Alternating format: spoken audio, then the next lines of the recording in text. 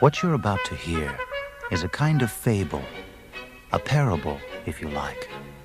A story about a salesman who discovered a simple and better way to more sales, and he did it with less stress.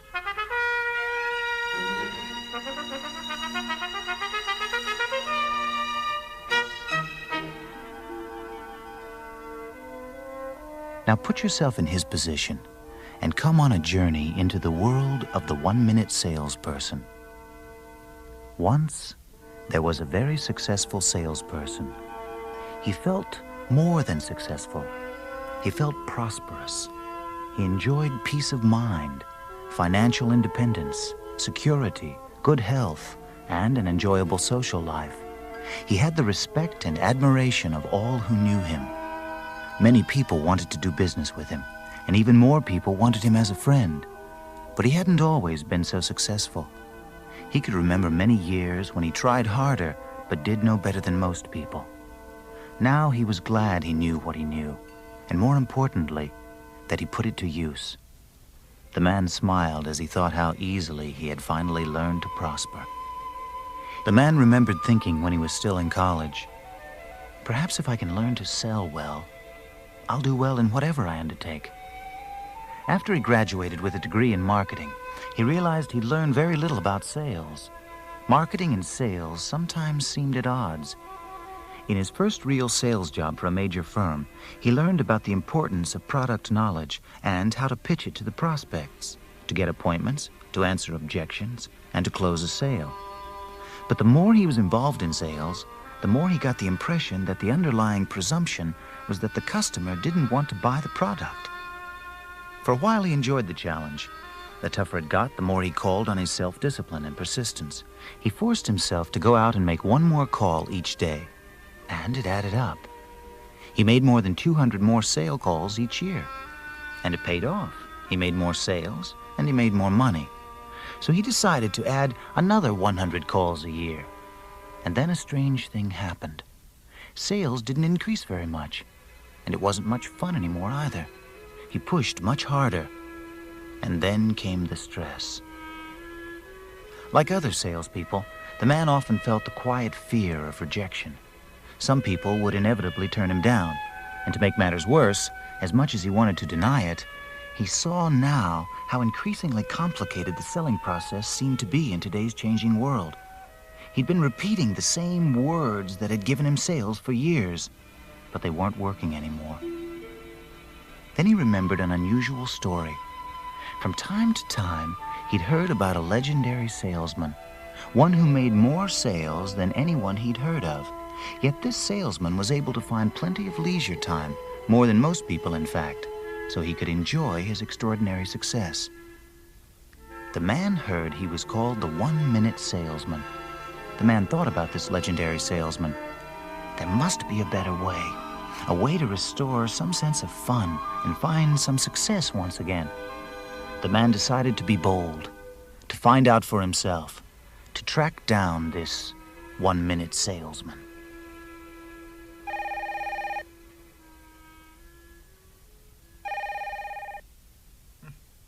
Sure, I'd be very happy to meet with you.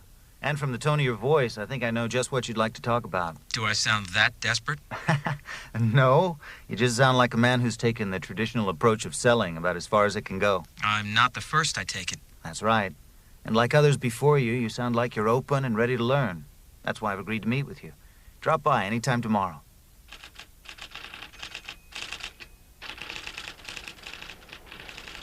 Come in, take a chair. You know something? Most of the Fortune 1000 CEOs come from marketing and sales. Really. Look at me, for instance. I've been in sales for a long, long time. It's taught me how to sell ideas. See, I used to think I knew what selling was all about, but now I'm not so sure.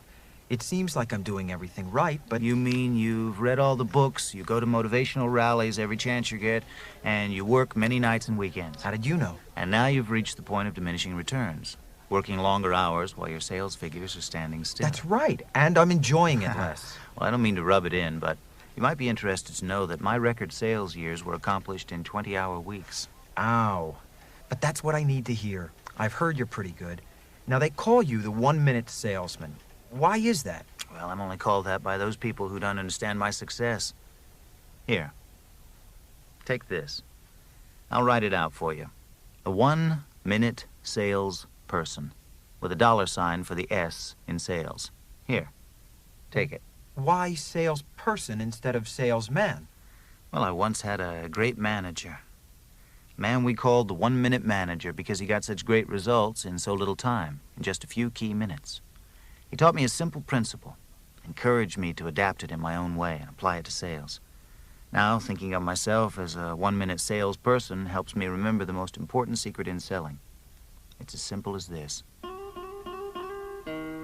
Behind every sale is a person. The other person, the one so many people call a customer or a prospect, is in fact a person.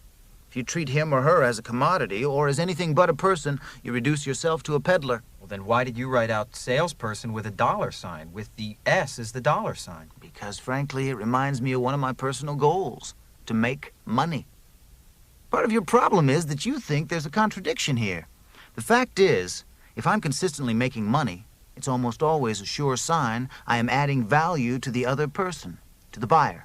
Oh, that's sure not part of my thinking when I'm out there scratching to make a buck. Now, tell me about the 1 minute part. Well, there's several key minutes in each sale. When I say that behind every sale there's a person, I really mean it in two ways. One person is the buyer, and the other person is the seller.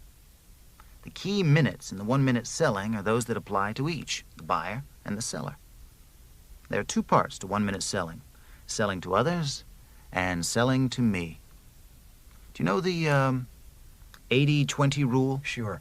80% of our results are produced by about 20% of what we do, and 80% of our sales are accounted for by 20% of the customers. And 20% of the people on most sales forces make almost 80% of the total sales. Yes. Boy, it seems I'm always trying to get into or stay in that top 20%. But what's that got to do with the 1 minute selling? Well, long ago, I set out to identify and understand what the best 20% do differently. As I studied what made up those differences, it became clear to me it was only a matter of investing a few minutes to do those things that separated the best from the average. Now, after I got a crystal clear idea of what those differences are, and when those minutes occur, my sales results improve dramatically. Let me ask you very directly. Do you know what the key minutes are in your selling style? Or do you spend time and energy doing the unnecessary? I certainly don't know everything about selling. I doubt that anyone does, but I do know what the key minutes are for me, and you deserve to know what yours are. When you do, you'll sell more quickly. Some of the key minutes are actually very simple, but learning them now wouldn't be much use. That is, not until you become clear on why I wrote person and why I wrote sales with a $sign. Making money is important. It's one of my goals, but it's not my purpose in life, not even in selling. Making money is not your purpose in selling? That's hard to follow. Why else would I be out there? Well, I suggest when you can answer that question, your whole career will turn around. It's the lesson of the wonderful paradox. I used to view the world as a tough dog-eat-dog environment in which I was afraid I wasn't going to do very well. That is, until I discovered how practical the paradox was, especially when I finally started to use it in sales and in my life. I'm still amazed by its power. So what is this wonderful paradox? The wonderful paradox. I have more fun and enjoy more financial success when I stop trying to get what I want and start helping other people get what they want. What you do to sell successfully will probably be somewhat different from what I and others do. You'll develop your own uniquely successful style. You'll discover what to do for yourself very easily once you understand and decide to start selling on purpose. Well, what does that mean, selling on purpose? Well, purpose in selling can be thought of on two levels. First, selling on purpose means that I'm usually conscious of what I'm doing. I'm not unconsciously repeating a memorized sales routine. On each sales call, I am doing what I am doing consciously. on purpose. The second, deeper level of selling on purpose is, well, that's where the real power is. You appreciate the difference between a goal, for example, making money, and a purpose? Well, I'm not sure. I would say a goal is something you accomplish. It has a beginning and an end, while a purpose is more ongoing and gives meaning to our lives. I guess when people have a purpose in life, they enjoy everything they do more. Aha. Have you ever taken the tombstone test? No, I think I would have remembered that. Well, it can help you figure out purpose. Ask yourself, what would I like to have written on my tombstone? That is, what was my purpose in life? If what you're doing to make a living doesn't complement your purpose in life, then you're going to be unhappy, and you'll find it harder and harder to succeed. Do you want your tombstone to read, he won the sales contest? Or he moved a lot of product? Or would you like your tombstone to read, he helped many people get what they wanted, and so he got what he wanted? Gee, I never thought of it that way. I'm not so sure I know what people really want. Well, what do you want? When you answer that, you'll probably know what other people want. Well, I guess I want to feel good about what I'm doing, and especially about myself. Exactly. Now you're getting very close to the core power of 1 minute selling, to the purpose. It's helping people get what you want to get. Let me show you something I have written down. I carry it in my wallet and look at it often. It's my selling purpose. Now, whether I'm selling a service, a product, or an idea to someone, I always do better when I remember to sell on purpose.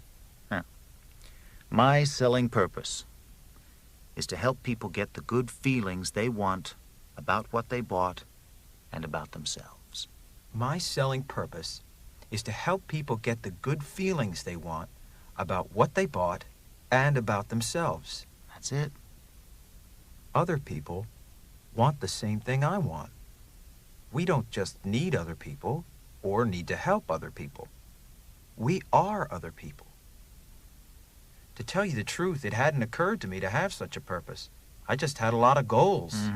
Well, the fastest way to achieve your goals is to stay on purpose. Has it ever occurred to you that you're already adding value to your customers? Fact is, with a product or service you believe in, selling is inherently purposeful. You do add value. You help people solve problems, seize opportunities, and by acting, feel better about themselves. You can either recognize that fact or not. Well, what's the difference if you don't recognize it? Ah. Are you saying you don't care? Oh, I guess I care. Actually, I'm not sure. Frankly, that's probably been your biggest problem. You can either be blind to the fact that you are contributing and go right on trying to get your hands in your customers' pockets, not feeling all that great about yourself in the process, or you can give yourself credit for the fact that you are serving, helping, contributing, making a difference, adding value. I guess it comes down to caring about your customers, doesn't it? It comes down to caring about your customers, doesn't it? Now you have it. I couldn't tell you the answer myself because you'd have thought I was preaching. But caring is what purpose is all about. I see what you mean. A customer can tell if you care or not. I used to care a lot when I was just starting out, but I guess I got into a rut. No wonder fewer people bought from me. No wonder selling stopped being fun for you. I can see we're not just talking about fulfillment or fun. We're talking about customers who trust me and give me referrals and stick with me for the long haul. Now you're getting at my real secret. That's how I made so many sales in so little time. My satisfied customers would advise other people to buy from me. Often they'd call me and I didn't even have to sell. When you put it that way, selling on purpose isn't just an issue of being nice, but of being smart. That's why we started with purpose. It is the single major difference that sets apart the top 20% from the other 80%. Let me ask you this. When I'm out there in the real world, how will I remember to sell on purpose? Like all 1 minute selling, it's easy. I just invest a minute when I'm selling to ask myself, am I more concerned with trying to get what I want, or am I really helping other people get what they want? So when I see that I'm thinking about myself, just get right back on the purpose and focus on the other guy. Now that is easy. But remember, The slogans and the tombstone legends and reminders are just that, reminders. Selling on purpose is an intention, a way of life, the philosophy from which you operate, not a slogan. To put it your way, it's caring. Caring is a very powerful word for me. Then that's exactly what you need to bring back into your sales life. I've seen it over and over. When salespeople are aware of their purpose, of what really turns them on, and invest that into everything they do, they not only sell their products and services more easily, They have more fun. Ah, here. This may interest you. Go ahead. Take this list of names.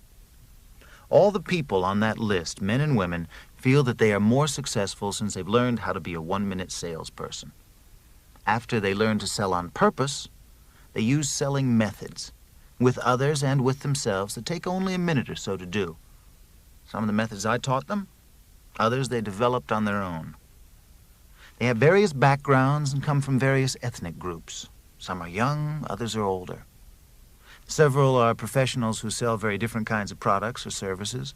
Others are people who are not involved in sales in the usual sense, but they successfully sell their ideas to other people and have more success in their work. Go ahead. Pick any half dozen and talk with them. You'll soon discover these principles work in varying degrees for almost everybody. They're based on universal principles about the way people think, feel, and act.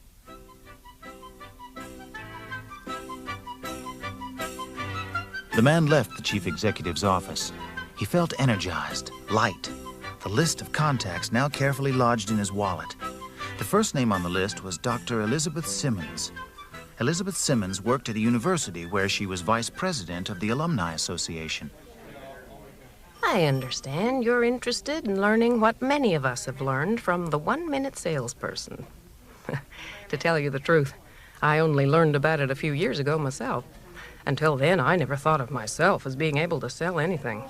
Can you tell me what you actually do when you sell? What do you usually do before a sale? Oh, I try to find out something about the company and the person I'm calling on. I know, that's very important and useful. But what's on your mind during that minute just before you get face-to-face with the other person? Well, I go over objections that might come up and things that could go wrong. So when you think of it, you paint a mental picture in your mind of what will happen before it happens. What you've just told me is that you think about what could go wrong. Oh, does that sound familiar? That's what I used to do just before I went into a faculty meeting or a fundraising event. I thought I was being practical, and I was trying to be well prepared, but all I got were disappointing results.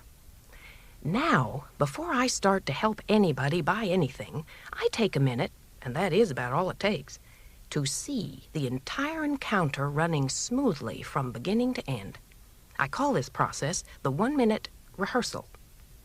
You see it all in only 1 minute? All the important parts.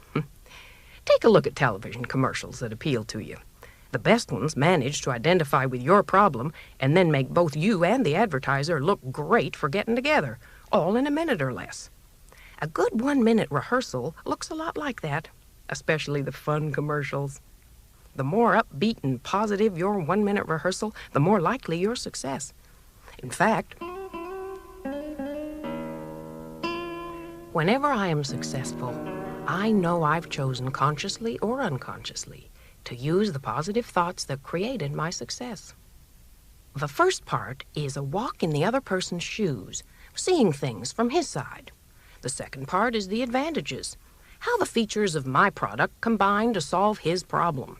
And the third part, as corny as it may sound, is the happy ending, seeing the other person using and benefiting from what he buys and feeling good about it. Would you explain each one of these? I don't mean to be rude, but no, I won't. At least not to your immediate satisfaction. No one can ever learn fully through someone else's explanation, but sometimes a hint or two can help us pull the answers from within or figure things out for ourselves. So that's what the one-minute salesperson was up to with me. Instead of telling me about purpose, he drew it all out of me. But he couldn't have done it if you didn't already know. Let's try you again with the one-minute rehearsal. How, for example, do you think you could take a walk in the other person's shoes? Well, I suppose I could just remember how I feel when I'm the buyer. Ironically, I tend to distrust people who are selling me. And I want good value for the money I spend. I want to be able to count on the person I'm buying from for service if I need it. You see, you just did what the best salespeople know. Before I can walk in another person's shoes, I must first take off my own. You just took off your seller's shoes and put on your buyer's shoes. Once you've done that, it makes every sale easier. It's like parents who successfully sell their ideas to their children because they also take a minute to see things from their children's point of view. The second part of the rehearsal is almost as easy, especially if you've done your homework on the service, product, or idea you're selling. If you've been smart enough to study and keep up on the latest features of what you have to offer, you can quickly review the advantages, how they can be applied to the other person's advantage. And the third part of the 1-minute rehearsal, the happy ending. How would you see the third part? Well, that would vary, depending on who was buying what from me. Exactly. I see it differently in my own mind if I'm helping a student buy an idea or an alumnus make a financial contribution. You know, I think I'm beginning to get how the 1-minute rehearsal works. While you were talking, I was mentally seeing an important client I'll be calling on soon. I saw her needs from her viewpoint. I saw the practical advantages to her of what I'm presenting, and I saw her buying and benefiting from using it and feeling good about it. I was beginning to feel the energy, the power of helping the other person get the feelings she wants. Is that a common reaction? Yes, it is. We use a lot of words to describe that feeling. Words like confidence, courage, a winning attitude. That's the feeling that fuels high performance and ensures better results. But remember, the worrisome images we create and play in our minds are just as powerful. These are the images that create fear and doubt. The exciting reality is that we can create and play the mental movies of our choice. That's power. The man reflected on what he'd learned from the university administrator. It certainly confirmed his early thoughts, that when people learned how to sell, they prosper in many different ways. Now he was about to meet John Turnquist. Turnquist was one of the most successful salespeople in insurance. In the past, he'd been uncomfortable with a man like Turnquist. After all, here was someone right at the top. But the young man had mentally rehearsed for this meeting, had already seen an enjoyable outcome, and he felt energized and confident. I never cared much for teachers before, but you people don't seem to teach so much as you help me like to learn. Well, that's the secret that makes selling so easy for me. I never forget that people hate to be sold, but they love to buy. When I'm at my best, I find that all I'm doing is helping people do what they already like to do, to feel good about what they buy. Well, now, I'd like to believe it's that simple, but I find that people resist any salesperson. I do it myself. What I hear you saying is that you hate to be sold, and who doesn't? When you feel you're being sold, you question the intent of the other person and don't feel that you're in control of what's happening. Now, just the opposite is true when you know you're doing the buying, huh? It's fun. You enjoy it. Now, that happens when the salesperson is clearly on your side and doesn't stray from what you want. I see what you mean. People buy for their reasons, not ours. Sure, and that's why my sale approach is based on this. When I want to remember how to sell, I simply recall how I and other people like to buy. Are you familiar with the 1-minute rehearsal? Yes. In fact, I did one myself right before I came in here today. It felt good. Well, what you accomplish in that 1-minute rehearsal before the sale simplifies your job during the sale. All you have to do is help the other person share the image you've already created to his advantage. Let's see if I read you right. It's up to me during the sale to help the other people see the commercial that I had them starring in, recognizing their problem, seeing my product in action to solve it, and thereafter enjoying the good feelings they want. Exactly, but remember beforehand, you can at best anticipate their needs and the feelings they want. During the process, you have a chance to adapt your vision to their reasons for buying. Now, one of the most helpful values we provide is helping people recognize what they really want, right? We do that with our ability to ask relevant questions and use intense listening. Intense listening. Now, can you give me an example of both of these? Well, sure, that's easy. I ask have questions. Like, what do you like most about what you already have? And then want questions. Like, what do you want that you don't have?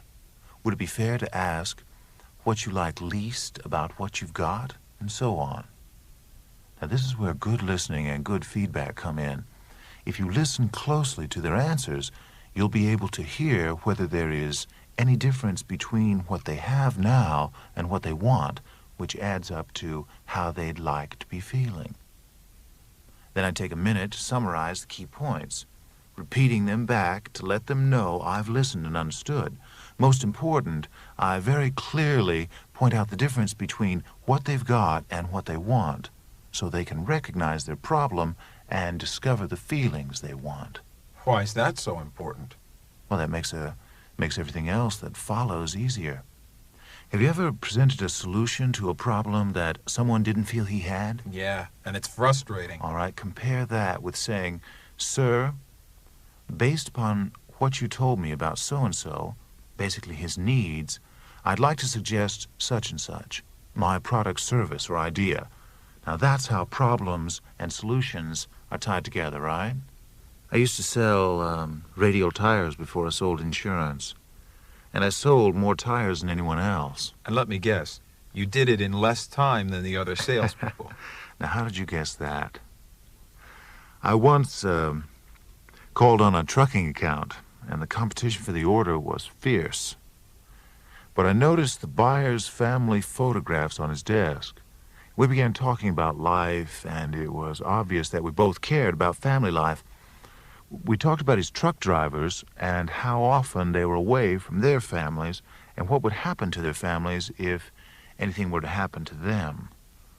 Then I presented the safety features of our radial tires. Everyone else was featuring mileage and economy. Guess who got the big contract? I see. So you took the few extra minutes to listen to what the buyer was really interested in, safety, instead of going in and pitching what you thought was important about your product. That's it. Find out what the other person wants. But what if you can't find out? Well, I do two things. First, I ask more questions and listen more intently. Usually, by investing the few extra minutes, I discover his needs. And if you don't? Well, if he feels that he doesn't have a need, then I get out of that person's office. I never create a need, since that is not the other person's best interest. It would also rob me of 80% of my time and get only 20% of my results. The fastest way to sell is to honestly help people see how it's really in their best interests. Then they will act, and they'll act quickly. If it's not, well, I refer them to the best source I know and get on to the next person I can really help. I don't waste time kidding myself or the other person.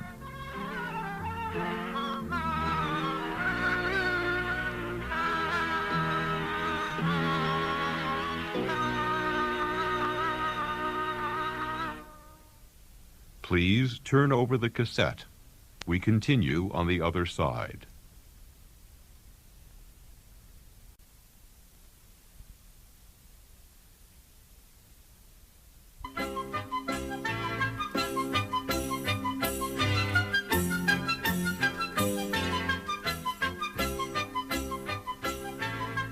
Next on the list was Diane Rossini.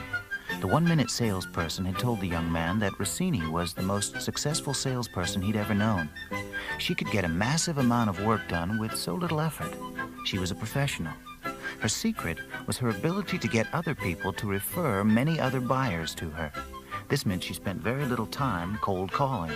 It meant she spent most of her time taking orders from people who wanted to buy specifically from her. And sitting across from Diane Rossini confirmed one thing. She certainly seemed relaxed. She seemed to have all the time in the world. You know what's important for me? The key minutes in a sale come after people buy from me. These minutes pay the highest rewards. The majority of salespeople seldom contact the people they've helped after the sale has been made. Come to think of it, I don't contact most of the people I sell afterward either, unless, of course, there's a problem. Did you ever wonder why? Well, I've found that most of the time salespeople don't like to contact their customers just because they're afraid there might be a problem. It's the no news is good news syndrome.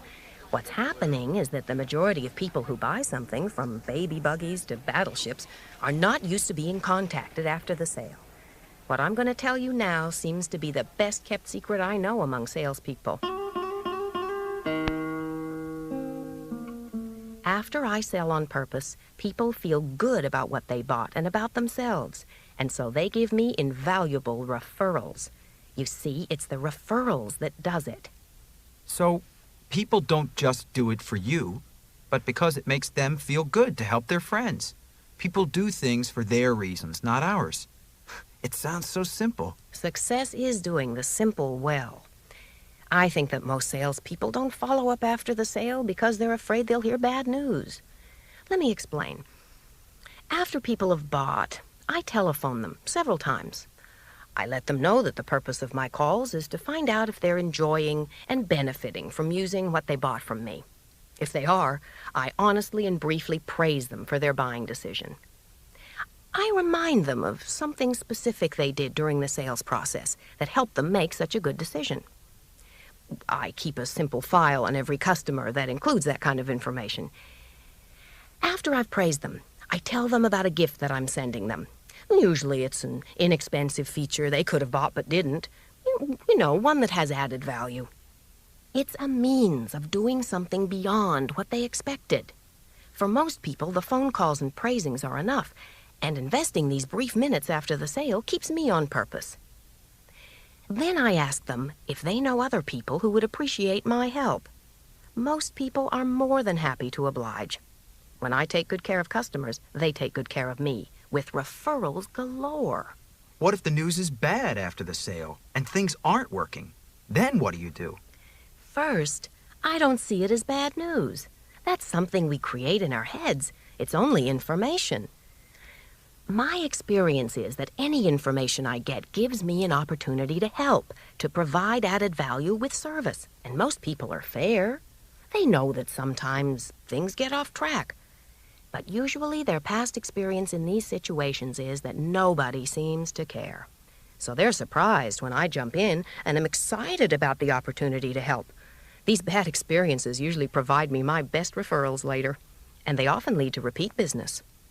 That's why it's so easy for me to get excited and stay excited, even when things are going wrong. You know, when I came in here, I saw how relaxed you were. And now I hear your excitement when you talk about helping your customers. What a nice combination. Relaxed excitement. And why not? You have all those people out there thanking you by giving you referrals. It's as if they're working for you, for free. That's what I call making more sales with less stress.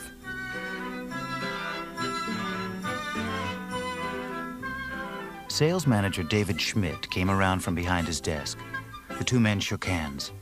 Schmidt was a humorous character, easygoing and relaxed, and he made it clear that he was there to help the young man. It wasn't long before he explained the second part of 1 minute selling. All right, the first half, selling to others, is taking good care of the customer, right? The second part, selling to me, is taking good care of the salesperson. But as good as it is for the customer and for the salesperson, you know what I like best about it? I like the second half of the 1 minute selling, the self-management half, because it makes my job a lot easier, right? People are managing themselves, it saves me time and energy, and there's less personnel turnover. Why less turnover? Because our salespeople like it. It's a great way for them to take good care of themselves. And when the people in my department take just as good care of themselves as they do with their customers, they make more sales more easily, huh? They enjoy working here more. And as you know, salespeople are in the field selling and are not under the scrutiny of an office manager. Salespeople like this. One of the reasons many of them went into sales is because they like being their own boss. Makes them feel good. In fact, self-managed selling realizes that the better people feel about themselves, the better job they do. It's based on just this. Salespeople who feel good about themselves produce good results. The very best managers are discovering that people feel best about themselves at work when they want to do something, not when they have to do something. When people see that they're doing something for themselves, they're more apt to actually do it, and without being constantly managed. That's like the first half of 1 minute selling. When the other person feels he's getting what he wants, to feel good about what he's buying and about himself for buying, he's more apt to do it. The same method of selling to others can be used in selling you to you. Exactly. It's a very powerful parallel. Well, how do you, as a sales manager, help your salespeople to do this? Hey, I like you. Before we talk about how we do it, let's look at the basic source of power for each individual salesperson who uses self-managed selling. It's simply this. Self-managed selling first helps me realize how good I already am, and then it lets me enjoy becoming even better. All right. The most powerful fuel for high personnel performances in selling is high self-esteem. You asked how I help our salespeople feel good about themselves. I'm going to tell you. First, I began by becoming a 1-minute manager. By that, I mean that I used 3 effective management methods. I set 1-minute goals, I gave 1-minute praisings, and I applied 1-minute reprimands. And I got very good results. But I knew that salespeople were unique. They were out in the world selling, needed to be their own managers, but they wanted some practical help from me, right? So I adapted these methods for my salespeople into 1-minute self-management. Once they learned to use it, they loved it because it gives them what they want, control over their own lives. But how do they use the 3 methods? What, am I, a mind reader? Why don't you ask them?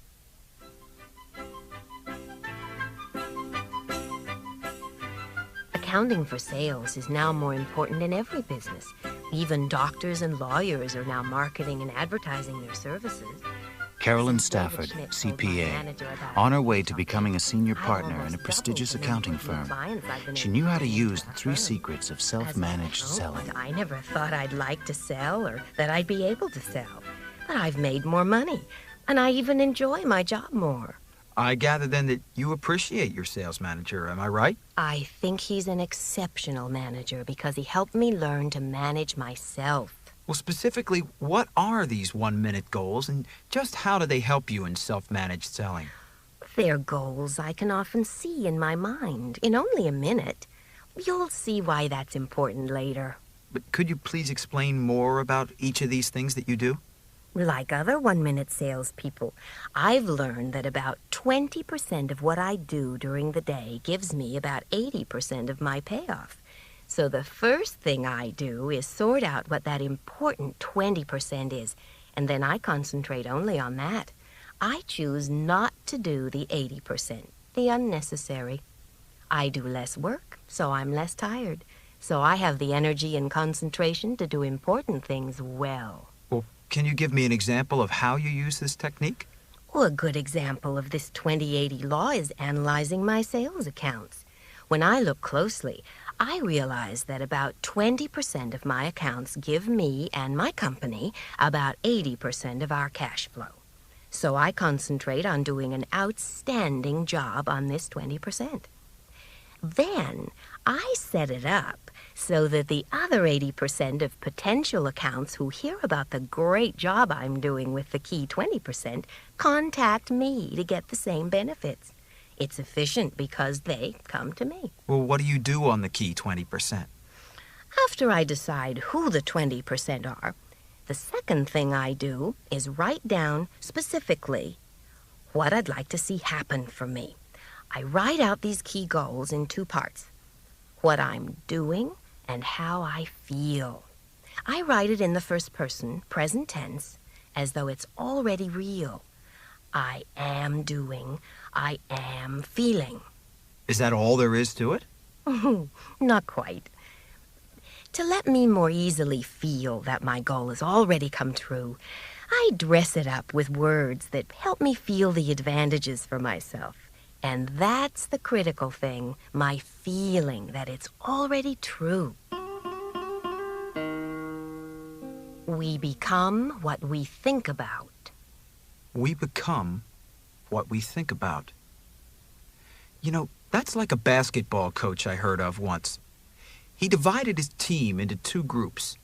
He wanted to see which group could most improve its free throw shooting.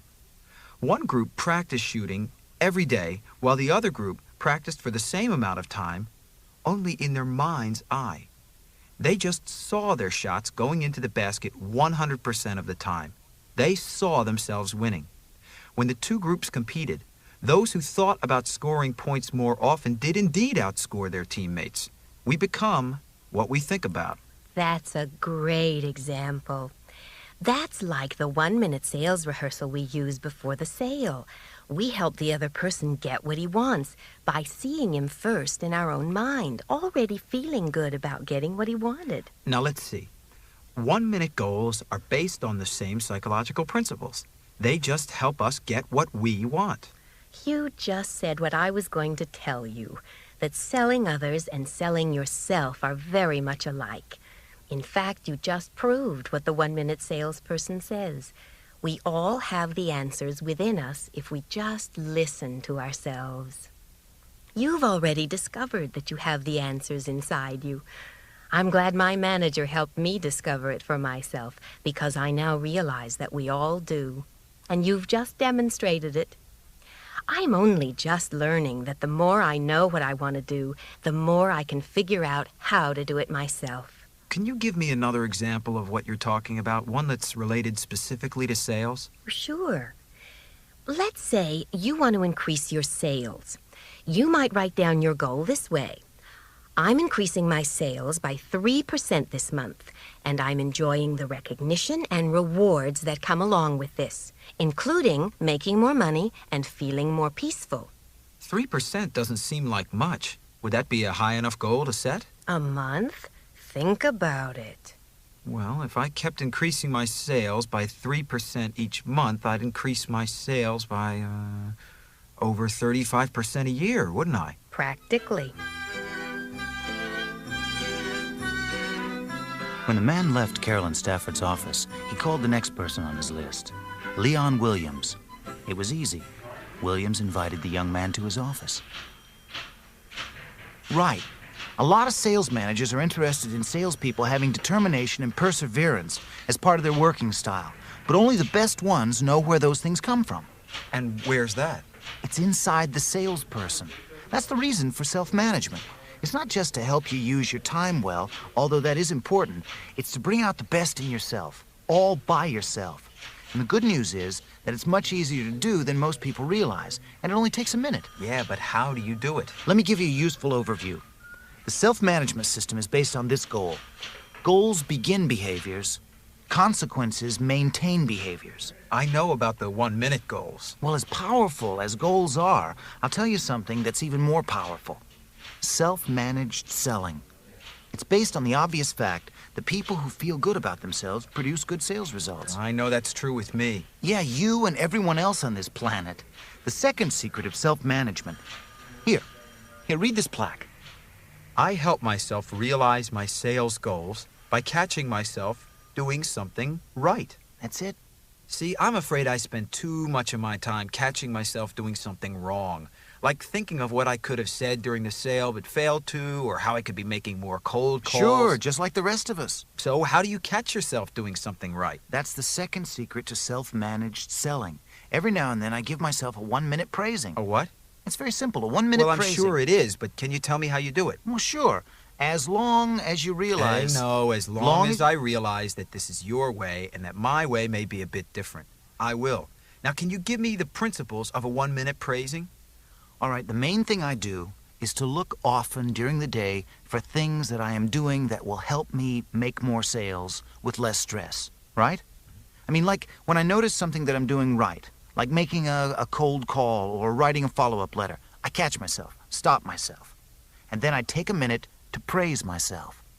I spend the first half minute or so on my behavior and the last half on myself. And then I pause for a few seconds of silence, which seems like a long time when I do it, to let myself feel how good I feel about what I did. And this feeling is what it's all about. You don't want to just think well of what you have done. You want to feel good about it. That's where the power is. The power is in the feeling. Then, in the last half minute or so, after I've thought about my good behavior, then I think about my good self. the best part of who I feel I am. I remind myself, hey, I'm a good person, and even with my human faults, I basically like who I am. Hey, if I like it, I like it. I know we all need to learn how to sell with our own style, whatever makes sense to us, right? I can see you've been talking to some of the other one-minute salespeople. That's great, and that's right. Use the principles any way you see fit.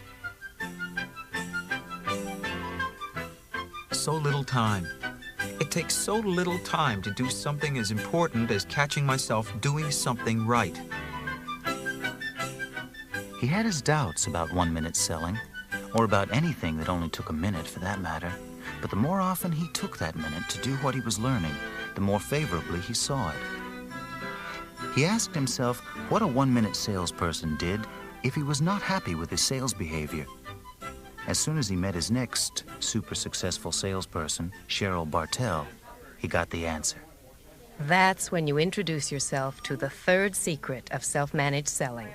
It's called the one-minute reprimand. It figures. Let me see if I can work this out. When you do something bad, you take a minute out to reprimand yourself. Is that it? No, it is not. Whenever I see that my sales behavior is unacceptable to me, I take a minute to reprimand my behavior and to praise myself. Look at the difference between what you said and what I've shown you. How alike we all are. Do you remember what the one-minute salesperson says about what people really buy? That they do not buy our service, product, or idea. That they buy how good they imagine they will feel when they are using them. Right. I remember especially the part about buying a feeling they wanted. Well, feeling good is the key to what we all want, including feeling good about ourselves. So when you give yourself a one-minute reprimand, remember two things if you really want to improve your own behavior. You want to feel bad about your behavior and good about yourself. When you spoke earlier about reprimanding yourself for your bad behavior, you fell into two traps. You never reprimand yourself. You reprimand only your behavior. And one other important difference. Your behavior's not bad. That's too judgmental, too tough on yourself. Do you want someone else to manage you, or do you want to manage yourself? I'd rather manage myself. That's one of the reasons I got into sales. Hey, I like the freedom. Me too. And with our freedom comes our responsibility to ourselves and to those who depend on us, including our company and our customers. If you want to manage yourself, then first realize that your behavior is not bad. It's simply unacceptable to you, because you feel it's getting in the way of what you want to make more sales with less stress. What do you think is the first thing you should do when you do something unacceptable?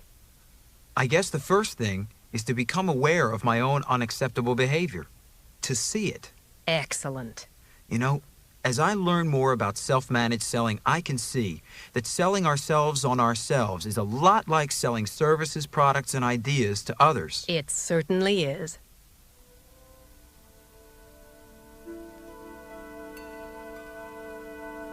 He became a one-minute salesperson.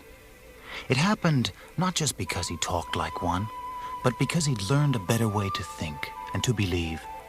He learned about selling and about himself. And most importantly, he followed through on what he'd learned. He put his knowledge to good use. Sure, he varied what he did and how he did it from time to time, adapting new ideas for new situations. But he always relied on his solid foundation, and he sold on purpose. He was glad he'd learned that invaluable selling secret. It made everything else easier and more enjoyable for everyone, especially for himself. And he shared his knowledge with others. He even created a pocket-sized overall summary, kind of game plan for others who wanted to know the secret to his success. And he knew the more he shared his success, the more success he'd have himself. Many years later, the man looked back on the time when he'd first learned about one-minute selling. Since then, he'd experienced both personal and financial success, the things he was looking for, and he'd been recognized with a series of awards and promotions. He had become like his original teacher. He was especially glad he'd taken notes while he was learning how to sell. This collection of notes allowed him to make copies of the text and share his knowledge of selling secrets with new and with veteran salespeople. And in his new role as sales manager, it saved him time. It let others read and reread the text at their own pace, and as often as they found it beneficial. He knew full well the advantage of repetition when learning something new. As more salesmen and women who worked with him became successful themselves, he found that like the original one-minute salesperson, now he too had more time to himself. And as the people who reported to him became more prosperous, so did he. They made him look good. Then he remembered what he'd always known, that people don't really work for anyone but themselves. The one-minute sales system was simply a way for people to take good care of themselves. And what he enjoyed most was knowing that he no longer had to experience the daily emotional and physical stress he'd felt before, something he continued to see in others. Now he was living and working on purpose. And he knew that many other people who worked with him enjoyed the same benefits. His company had fewer costly personnel turnovers, less illness, less absenteeism. He felt capable of dealing with the present and well prepared for his future.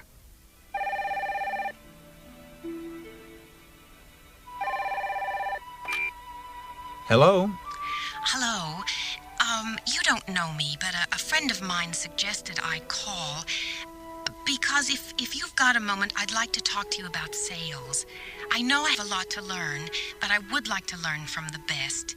Could I come and talk to you? Well, sure, you can come over and talk to me, well, just about any time you like. I'd be glad to share my selling secrets with you.